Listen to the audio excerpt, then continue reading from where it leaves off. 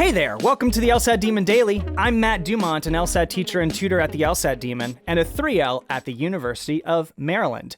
With me is Jenni Martines, a 3L at Berkeley Law. Jenni, it's been a long time. How are you? It has been a long time. It feels like forever, but it also feels like yesterday. Yeah. And I'm doing really well. I'm glad to see you. That's amazing. It's so great to see you. It's so great to reconnect. Jenni and I, Jenni's going to talk about it a bit more, but Jenni and I worked together on Fox LSAT, which was Nathan's sort of precursor to the Demon, which is super awesome. So, Jenni, you're on the show today, and we're just thrilled to have you on because we love having people come on to say or to tell us about their journeys. And what an awesome journey. You're about to graduate from Berkeley, one of the best law schools in the country, which is just so awesome. We're super thrilled to have you and have your experience so that those people that are listening who are like, I could do that, can sort of get the nuggets of wisdom that you will so ably provide. So first, just some precursor stuff. What was your journey to law school? What made you want to go to law school in the first place? Yeah, my journey is a very non-traditional one. So I hope we have some non-traditional listeners here. I did not go back to school till I was 25. It took me that long to decide that I even wanted to go to college or could. So I started out at community college. I then transferred to UC Berkeley for undergrad, completed my undergrad there, and began my LSAT prep journey. I started kind of self-studying. I then started finding other resources. I found Nathan and really wanted to take his course when he was doing Fox LSAT. I applied for his scholarship program, which he was offering back then for the in-person classes. I was granted the scholarship. I took his class. It changed my life. And I then started working for Nathan as well as continuing my own LSAT study on the side. And it was great because working for him, I was in the classroom surrounded by all things LSAT all the time. And so even while working, I felt like I was still studying. I ended up taking the LSAT, I think 3 times. It was so long ago, but I think it was 3 times. And then, did the whole application thing, chose Berkeley, and now here I am. Awesome. So, do you remember sort of, I know it's been a bit, but do you remember maybe like what the ballpark of your diagnostic was and what the ballpark of your final official or like your best official was? I do. So my initial diagnostic blind test, never having studied before, was a 147. And I didn't really know anything about the LSAT, hadn't even really done research, just knew I needed to take it. So I didn't know if it was bad or good. And then I started doing research and found out how am I ever going to get to law school with this score. 147, totally typical starting place for a lot of students, though, when it's like cold diagnostic. 140s, low 150s, pretty typical. So, yes, that's not going to get you into law school if you do nothing else, but completely reasonable place to start. Where did you go from there? Yeah, for sure. But at the time I was totally crushed. It felt insurmountable to get where I needed to be. And that was when I started really like digging in, doing research, buying resources, books and things like that. My next, I want to say I went from 147 up into like the low 150s and then the low 160s throughout Nathan's course and throughout working with him. When I sat for my very first LSAT, I think I got a 153 or 154. My next LSAT, I think I was up to 162, and my final score was a 168. Awesome. Okay, awesome. So 147 to 168. And this is before like the LSAT Flex. I don't know if you know any of the changes in the world. I imagine you were like, the LSAT's behind me. This was in the old days of not only a 4-section test, but a 5-section test. And you like did the writing sample with 300 of your closest friends in a hotel ballroom. Absolutely. While we all sweated profusely and couldn't use the restroom. It was great. It was great. Yeah. the old times days of yore. So awesome. Super huge improvement. And now you're at Berkeley. So I would love to transition to that sort of law school retrospective, because your journey for the LSAT is long behind you. Your journey for law school is almost completed.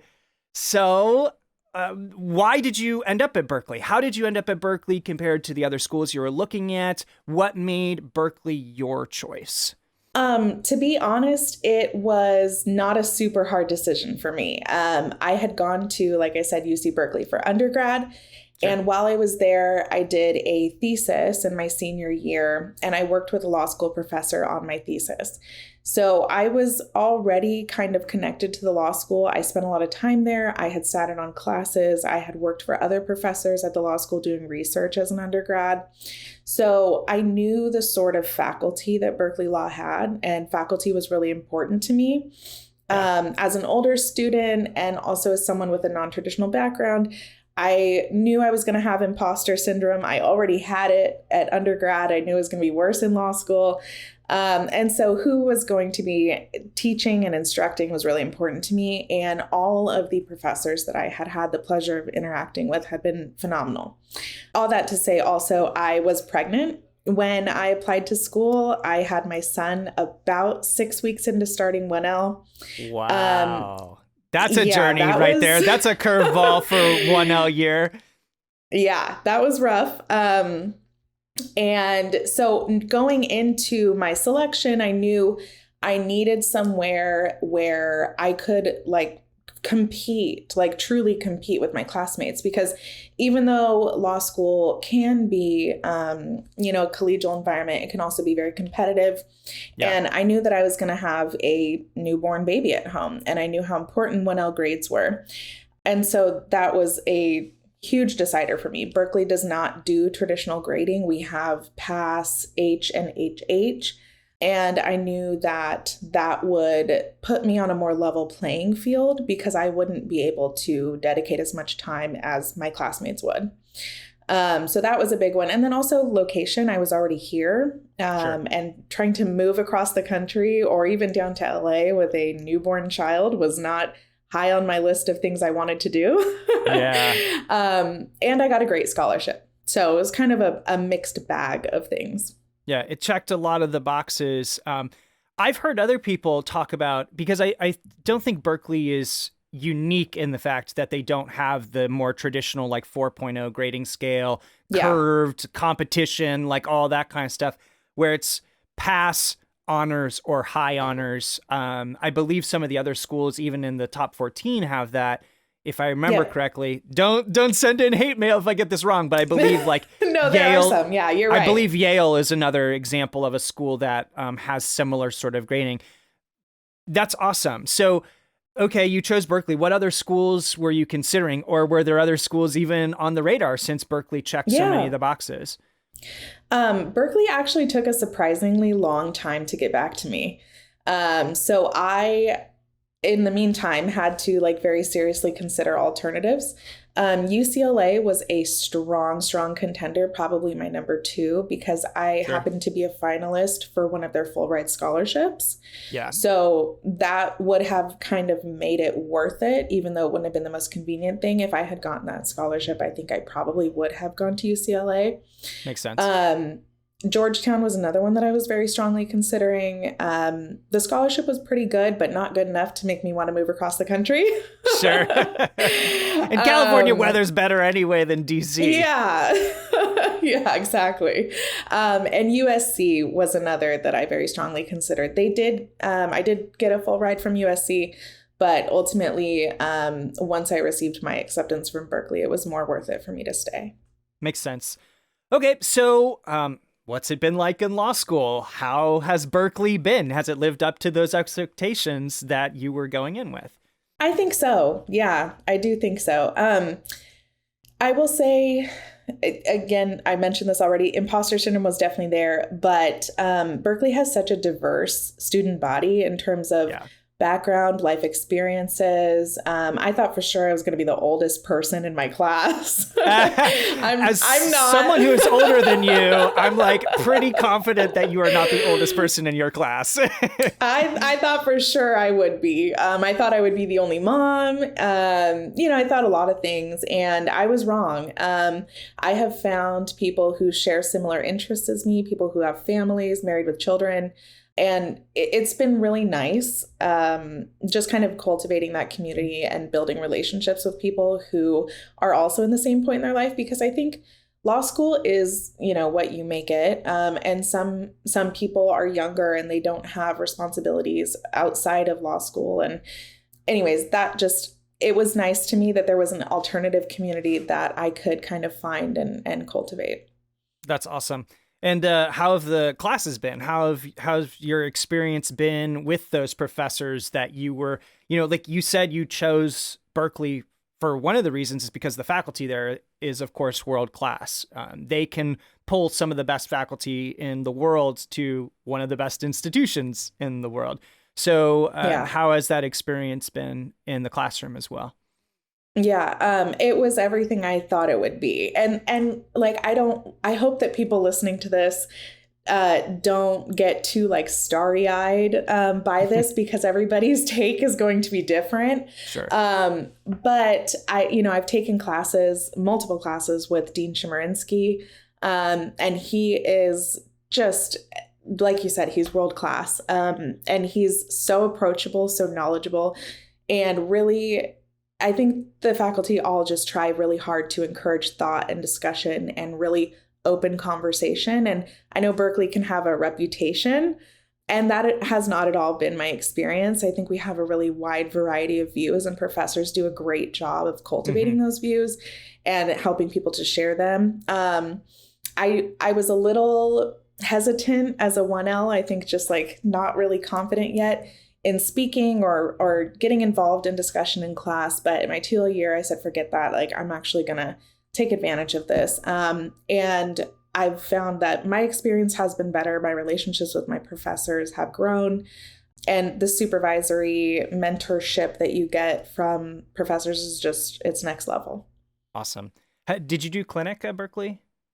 I am in a clinic right now. Yeah.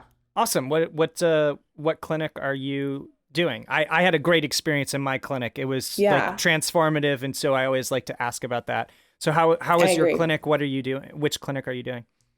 Yeah. So I'm in the death penalty clinic at Berkeley. Woo! Nothing light for you. No, okay. We go, we just shoot for the moon around here. But it's the work that I have always wanted to do. You asked me earlier and I never answered you. I want to be a capital appellate attorney, and I always have. Okay. So this is my work. This is what I want to do. So I'm finally getting to do it. And like just everything that you've said, it's totally been transformative. And in terms of like practical skills too, the skill development that you get in a clinic is just unlike anything else you get in law school, even when compared with like internships or externships. I think anybody who wants to do a clinic should. Yeah, absolutely. Yeah. So I'm assuming just from the way that you're speaking about it, you're doing defense side appellate work. And Indeed. That's your future goal. Indeed. The state's appellate work generally is handled by the prosecutor's side in the AG's office, or federal at DOJ, of course. Correct. But that's awesome. Appellate work is fantastic. I had a great experience doing appellate work myself, state level, and doing those kind of things. It really is. You're arguing about what the law should be. Yes. Or what it could be. Those kind of arguments are the kind of arguments that I went to school for. It sounds like those are the things that you went to school for too. So it's so awesome to hear that. Okay, so I would love to pick your brain about some helpful nuggets towards the people that are listening that are starting their journey. They haven't gotten to law school yet. They haven't necessarily even gotten their best LSAT yet, or even started studying for the LSAT. So what's something that you would tell someone that's just starting out on this journey? What's one thing you wish you knew, sort of going into this whole process of going through the LSAT and into law school and that kind of stuff? Yeah. Okay, so I'm gonna break the rules and I'm gonna give you 3 pieces of advice. 3 is my favorite number. There it is. 1 is for LSAT, 1 is for law school, 1 is for the journey. I think when it comes to the LSAT, it is really easy to let it get you down, and it's really easy to have it be built up as this like unclimbable mountain. Yep. And at the end of the day, it is just a test. Like, it is literally just a test. We have all been taking exams our entire life. There's nothing special or different about taking this exam. If you're prepared, you've done the work, you've been consistent, you can do it. It is not an unclimbable mountain. Yeah. And I wish I had kept that more in mind, because I made it this like thing, you know, and then it became harder for me to do it. Yeah. When it comes to law school, I'd say the most important thing that I wish I had done, and I started doing, but a little too late, well, not too late, but not soon enough, is just to be yourself. Just truly be yourself. I mentioned earlier, I was afraid to speak in class early on. I wish that hadn't been the case. I took some of my favorite classes 1L a year, and I think I just had some like missed opportunities in terms of how good of experiences those would have been if I had been fully engaged. Sure. So be yourself with professors at your internships or externships during OCI, in interviews, no matter where you're going, who you're talking to, or what you're doing, just be authentic. I think that comes across so much more than anything else. Like, you can talk about, for example, in an interview, you can talk about your history or your job experience or whatever. But if you're not doing it in like an authentic way, if you're not being genuine, I think it's a little hard for people to just absorb what you're saying. Sure. And when it comes to the journey as a whole, you can change your mind. Like, you can change your mind. Yes. And I think like people told me this ahead of school, like, don't pigeonhole yourself, right? Like, and I think that's great advice. But give yourself permission to change your mind. Your interests will change. Take classes outside of the realm of what you thought you wanted to do. And it's okay to go for one reason and switch to a different one, or have one interest and choose something new. I think that would be the 3 that I think are most important. Yeah, I want to double down on that last one especially. And I think that goes for the entire journey. If you think you want to go to law school and then you're encountering whatever it is in your life, and that could be the LSAT, that could be, you know, external forces, and it seems like, hey, maybe now's not the time, or never is the time, you might decide you want to do something else. No harm, no foul. You can choose to continue pursuing it or choose to deviate. Once you get to law school, you can choose to continue pursuing what you thought you wanted to. But everyone is encouraged, try all these varied classes, see what actually gets that creativity going, see what's really lighting the fire. And that might be the thing that you went there for, or it might be something totally unexpected, which is super cool. 100%. 100%. Yeah. I mean, I told you I wanted to do capital appellate work my whole life. And now doing the work, I know I still want to do it. But contracts, one of my favorite classes since law school. Okay. One of my absolute favorite. And like, who would have thought? This is a perfect segue to the next question was like, what have you loved most, or what have you disliked most? It seems like contracts might be high on the list, but what did you love most about school? What did you, maybe what's like, I don't want to say hate, but like, what did you maybe dislike a little bit more than others? Sure. So I loved contracts, totally unexpected. And I'm actually going to be doing corporate work when I graduate. So kind of works out. Obviously, I've really loved my clinic experience. I have loved all of my internships and externships. I think the things that I haven't loved is once I got my graduation job and knew I would be doing corporate work, I said to myself, like, let me take some classes that I'm not super interested in, but I think will be helpful. And that was a mistake. That was a total mistake. And I think law school is really about like we were just talking about, finding out the things that you're interested in, finding out what sets you on fire, and the things that maybe you're good at that you didn't expect to be good at, and just like following that, like see where that leads you. But I think that when I was taking classes that I was like, oh, these will be helpful, but I don't really love them, I think that was probably my least favorite part of my law school journey. Yeah, I will admit that I avoided a lot of the corporate law because I fell in love with criminal law. My favorite, you talked about contracts being your favorite. Crim was my favorite in 1L, and I was like, this is my future. This is what I'm going to do. And so I really focused on that kind of stuff. And I didn't take things like business associations, secure transactions, wills and trusts, all those kind of bar tested things. We'll see how well that goes. You'll do fine. I knock on wood, right? And I'm sure that you will too. But yeah, I there's a lot of advice out there to be like, take all of the bar doctrinals. And man, you're spending so much time, so much energy, so much money for some people. Like, take what you enjoy is my strong advice. Yeah, absolutely.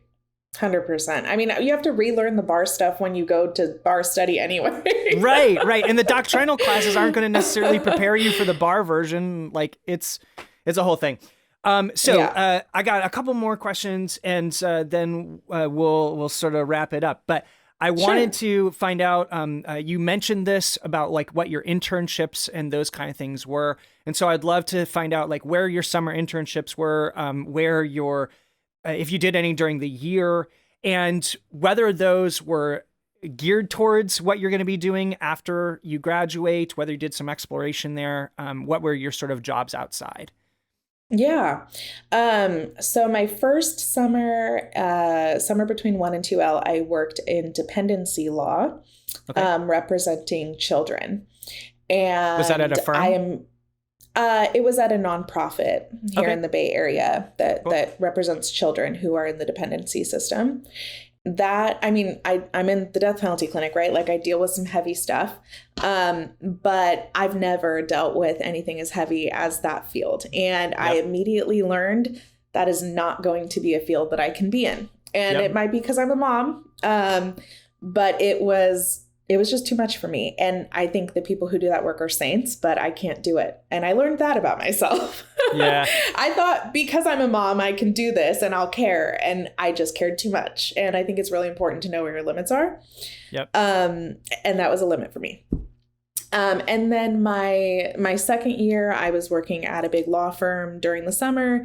That's where I'll be going after I graduate.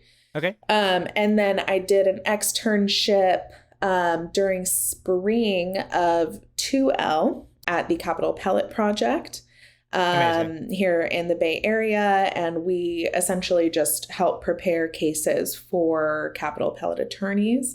So lots of research, investigation, digging through court transcripts. And I learned a ton about the trial process in that particular externship, which I didn't expect to because it's appellate work.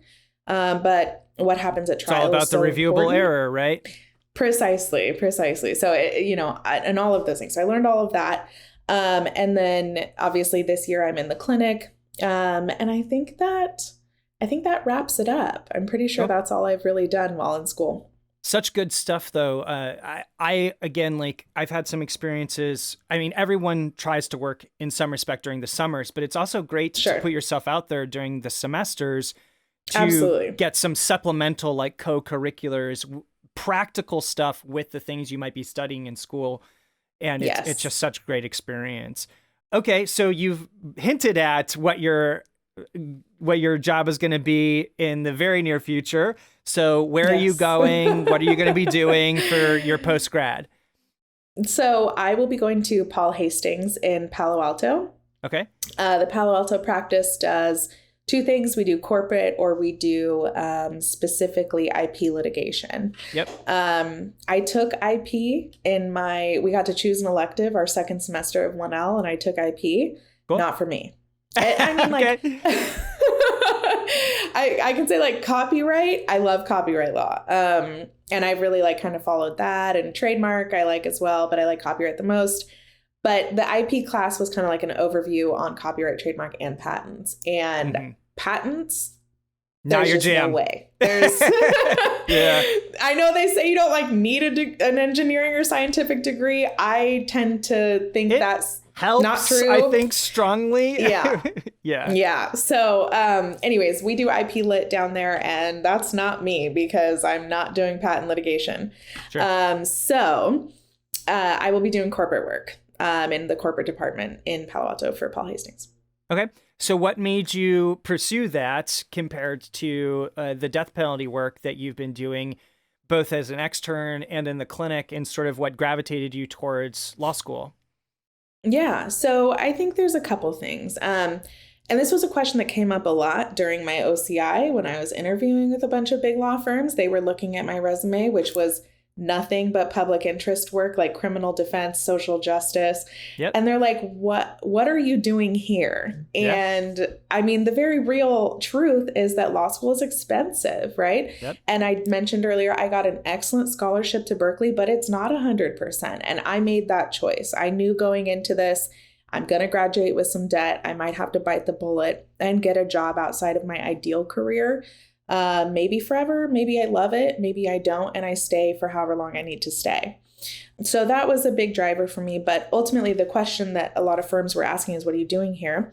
And I would explain that to them. But then I would also explain, and I really do believe this to be true, I think you can do both. And that's my plan.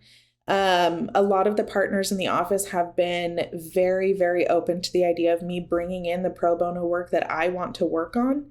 And the office culture is just phenomenal, which was a big, big piece of this for me. Yep. And so knowing that I have the freedom to do the work that excites me while also being financially responsible, I thought it was the perfect mix. Yeah. I mean, you did mention that your favorite class was contracts, and here we go. Exactly. A little bit of a deviation.